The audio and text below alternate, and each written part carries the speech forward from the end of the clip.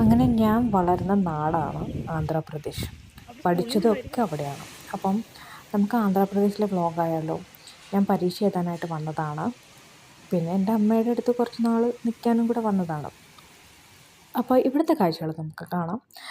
അതുപോലെ തന്നെ എൻ്റെ സ്കൂളിലൊക്കെ പോയ മെമ്മറീസൊക്കെ നമുക്ക് കാണാം ഈ വ്ളോഗിൽ. അപ്പം നമുക്ക് ഈ ആന്ധ്രാപ്രദേശിലേക്ക് പോകണമെങ്കിൽ ബാംഗ്ലൂരിൽ നിന്നാണ് ഞാൻ പുറപ്പെടുന്നത്. അപ്പം ഞങ്ങൾ താമസിക്കുന്നത് ബാംഗ്ലൂരാണല്ലോ. സോ ബാംഗ്ലൂരിൽ നിന്ന് നമുക്ക് ആന്ധ്രാപ്രദേശിലേക്ക് 17 മണിക്കൂർ യാത്രയുണ്ട്. ശേഷാദ്രി എക്സ്പ്രസ് ട്രെയിൻ കയറിയാൽ നമുക്ക് ഇവിടെ എത്താം. കുറേ ട്രെയിൻസ് ഉണ്ടല്ലോ നമുക്ക്.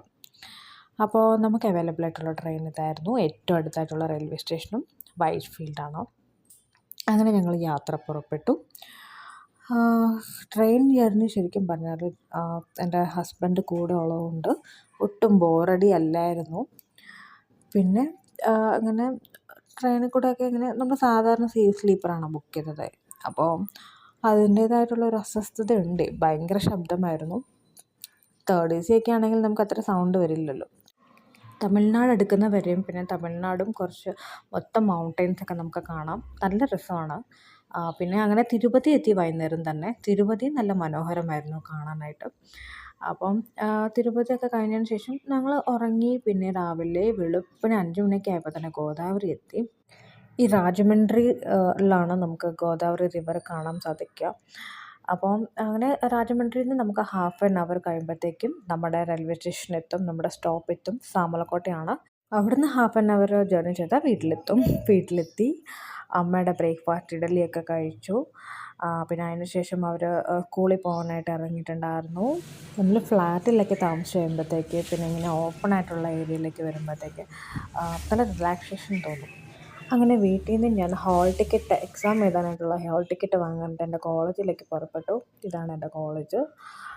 കിഡ്സ് എന്നാണ് എൻ്റെ കോളേജിൻ്റെ പേര്. അപ്പോൾ ഇങ്ങനെ നമ്മൾ കോളേജിൽ ഹാൾ ടിക്കറ്റ് വാങ്ങാനായിട്ട് നമ്മൾ കുറച്ച് നേരം വെയിറ്റ് ചെയ്യേണ്ടി വരുമല്ലോ. അപ്പം അങ്ങനെ വെയിറ്റ് ചെയ്തപ്പോൾ ഞാൻ വീഡിയോ ഒക്കെ എടുത്തു.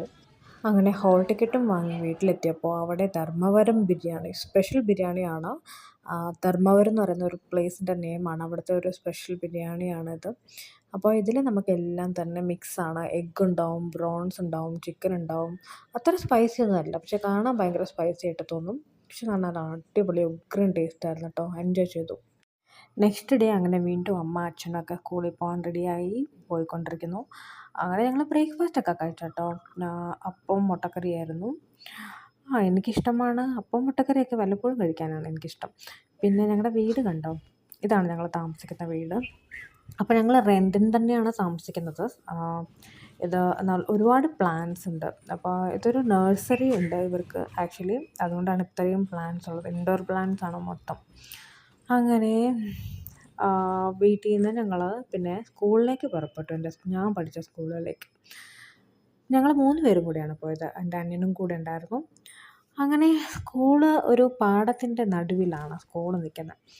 അപ്പോൾ പോകുന്ന വഴിക്കെല്ലാം പുകയിട്ട് അവിടെ എന്തോ കത്തിച്ച് ഇട്ടിട്ടുണ്ട് പാടത്തിൽ. അതുകൊണ്ട് അതിൻ്റെ പുകയൊക്കെയാണ് അവിടെ. പക്ഷെ നല്ല വ്യൂ ആണ് സ്കൂള്. നല്ല കാറ്റ്, നല്ല എൻവിറോൺമെൻറ്റാണ് അവിടെ ചെല്ലുമ്പോൾ തന്നെ.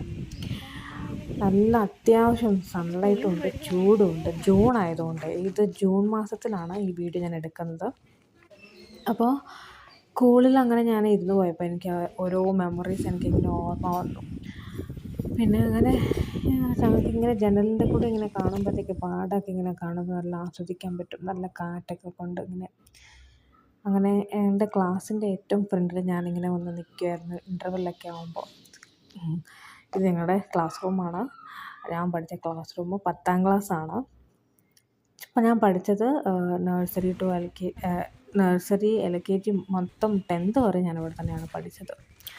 അപ്പോൾ ഭയങ്കര നോസ്റ്റാൾജിയാണ് സ്കൂളിൽ ചെല്ലുമ്പോഴത്തേക്ക്. പിന്നെ അങ്ങനെ സ്കൂളിലൊക്കെ കണ്ട് പിന്നെ ഇറങ്ങി തിരിച്ചു പോകാനായിട്ട് ഇറങ്ങിയാണ്. അങ്ങനെ ഞങ്ങളെല്ലാവരും കൂടെ ഇറങ്ങി. അച്ഛനും അമ്മയൊക്കെ വർക്ക് ചെയ്യുന്നത് അതേ സ്കൂളിൽ തന്നെയാണ്. അപ്പോൾ അങ്ങനെ വീട്ടിലേക്ക് പുറപ്പെട്ടു. ഞങ്ങളുടെ കൂടെ പട്ടിയും ഓടി വരുന്നുണ്ടായിരുന്നു. റോഡ് വരെ അങ്ങനെ ഓടി വന്നു പട്ടി. സ്കൂള് പിന്നെ വീടിൻ്റെ അടുത്തായതുകൊണ്ട് നമ്മൾ നടന്നു പോയാൽ മതി. അപ്പോൾ നമുക്ക് പോകുന്ന വഴിക്ക് നമുക്ക് നഴ്സറിയിൽ കയറി. നഴ്സറിയിൽ നമുക്ക്, അതായത് ഞാൻ പറഞ്ഞല്ലോ ഞങ്ങളുടെ വീട്ടിൽ ഓണറുടെ നഴ്സറി ഉണ്ടെന്ന്. അപ്പോൾ അവരുടെ നഴ്സറിയാണിത്. ഇത് മെയിൻ റോഡിലാണ് ഈ നഴ്സറി ഉള്ളത്. അപ്പോൾ അങ്ങനെ ഞങ്ങൾ നഴ്സറിയിലേക്ക് കയറി വെറുതെ ഒന്ന് ചുമ്മാ കാണാനായിട്ട്. അപ്പോൾ നഴ്സറി എനിക്ക് ഇഷ്ടപ്പെട്ടു. കുറേ പ്ലാന്റ്സ് ഉണ്ടായിരുന്നു. തെലുഗിൽ ബോർഡാണ് ഭാഗ്യ ഗ്രീൻ ഗിഫ്റ്റ് സ്റ്റോഴ്സ് എന്ന്. ഓക്കെ, അപ്പോൾ അങ്ങനെ ഞങ്ങൾ അവിടെ നിന്ന് നേരെ വീട്ടിലേക്ക് പോയി. വീട്ടിൽ ചെന്നപ്പോൾ നല്ല ചൂട് വാഴയിലയിൽ ഉണ്ടാക്കിയ അട ഉണ്ടായിരുന്നു. അതൊക്കെ കഴിച്ചു ആസ്വദിച്ചു. അങ്ങനെ 2 ദിവസം കഴിഞ്ഞപ്പോഴത്തേക്ക് എൻ്റെ ജോണി ചേട്ടായി ബാംഗ്ലൂരിലേക്ക് തിരിച്ചു പോയി. അങ്ങനെ ഞാനിവിടെ ഇരുന്ന് എക്സാമിന് പ്രിപ്പയർ ആകുമ്പോൾ ഒരു ദിവസം ഭയങ്കരമായിട്ട് അങ്ങനെ ഒരു കാറ്റും മഴയായിരുന്നു. ഇവിടുത്തെ കാലവർഷം അങ്ങ് തുടങ്ങി. പിന്നെ ഞാൻ കുറച്ച് ദിവസം ഇവിടെ നിന്ന് പരീക്ഷയൊക്കെ എഴുതി അങ്ങനെ തിരിച്ചു പോകുകയാണ് ഗൈസ് ബാംഗ്ലൂരിലേക്ക്. ഞാനും അങ്ങനെ തിരിച്ചു പോന്നു. ഒറ്റയ്ക്കായിട്ടുള്ള യാത്ര ശരിക്കും പറഞ്ഞാൽ ഭയങ്കര ബോറടിയായിരുന്നു. ഞാൻ 3rd AC വന്നത്. അപ്പം നല്ല പ്ലസൻറ്റ് യാത്രയാണ്. ഫുൾ ഉറക്കമായിരുന്നു. അങ്ങനെ ഞാൻ തിരിച്ച് ബാംഗ്ലൂരിലേക്ക് എത്തി. ആന്ധ്രയിലത്തെ വിശേഷങ്ങൾ ഇത്രയേ ഉള്ളൂ ഗൈസ്. അപ്പോൾ ഇനി നമുക്കിനി അടുത്ത വ്ളോഗിൽ കാണാം. Tata bye, see you, thanks for watching.